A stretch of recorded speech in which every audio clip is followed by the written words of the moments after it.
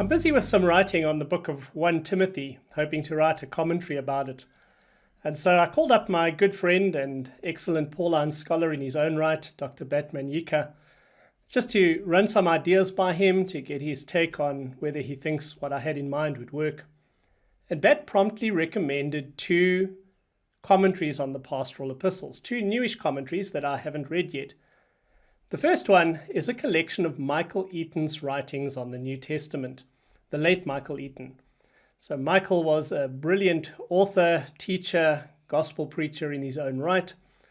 And I immediately got a copy of Michael's work and I began reading through it, and I was apprehended from the get-go. Not only with great insight, but the thing that struck me as I read Michael Eaton's work was just how obvious it was that this is a man in love with Jesus Christ, totally confident in the truth of the scriptures, and writing with a passionate desire to serve God's people, the church. This dripped off every comment, off every page of his commentary. And when you read that kind of writing, it's heartwarming, it's edifying, it's encouraging, it's even inspiring.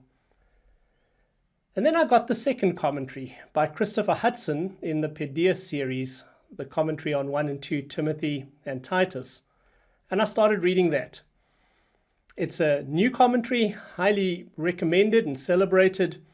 And I was immediately a bit disappointed that he sits on the fence on the question of authorship.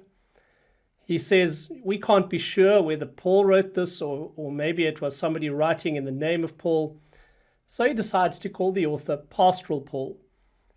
And then he gets to who the recipients were, and he says, well, it doesn't quite fit the timeline as he sees it, that Paul could actually be writing this letter to Timothy and Titus, the Titus one to Titus, as young, emerging pastors. So he speculates that maybe these are fictional constructs of young pastors using Timothy and Titus as archetypes.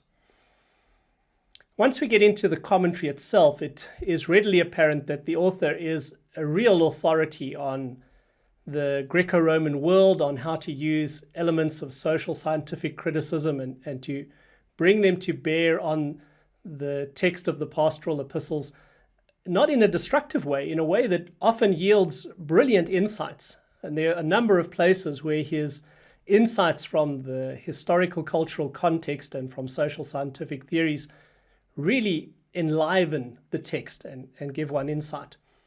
It's obvious to me that the author loves the academy. He loves academia, and he's a brilliant academic in his own right. What I miss, though, is the saturation of a man who is sold out to Christ, totally confident in the truth of Scripture, and writing and teaching with a passionate desire to serve the church. I don't know what Christopher Hutson's faith commitment is.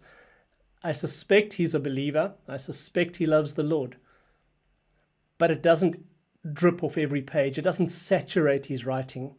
What's obvious is his passion for the academy.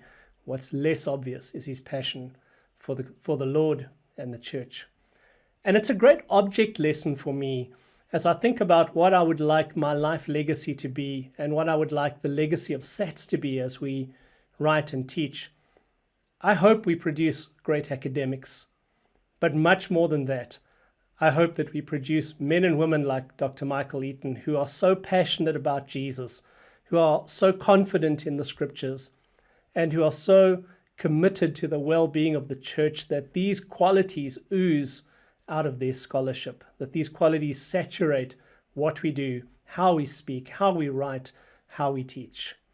There's a big difference for me, friends, between the legacy of a commentary like the Michael Eaton one, which points all the glory to Jesus, and a commentary like the Hutson one, which is informative, insightful, but not doxological, not oozing this passionate commitment to glorify Christ.